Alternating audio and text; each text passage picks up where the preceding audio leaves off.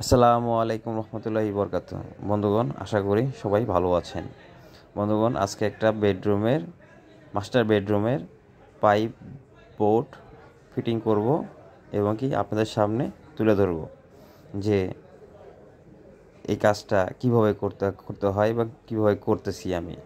দেখতে পারতেছেন এই উপরে একটা জয়েন্ট বক্স আছে, সেই জয়েন্ট বক্সে আমার 5টা পাইপ আছে, 4টা পাইপ আছে 3/4, একটা আছে লোগা 1 ইঞ্চি পাইপ।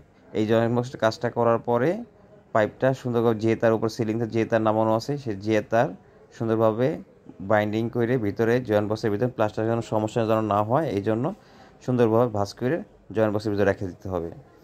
এবং নিচে একটা সকেট আছে, সেই সকেটটার আপনার পাইপ পাইপ বসাইতে হবে। আর ডাইন পাশে দেখতে পারতেছেন একটা এসির সকেট আছে, সেই এসির সকেটটাও ওখানে ফিটিং করতে হবে। যেন এমনভাবে কাজটা করতে হবে যেন বোর্ডটা যেন আপনার উঁচা না হয়ে থাকে।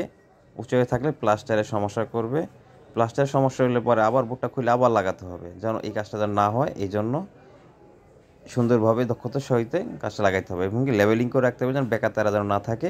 এই জন্য বন্ধুগণ, আশা করি ভালো আছেন, ভালো থাকবেন। লাইক করবেন, শেয়ার করবেন এবং কি কমেন্ট করে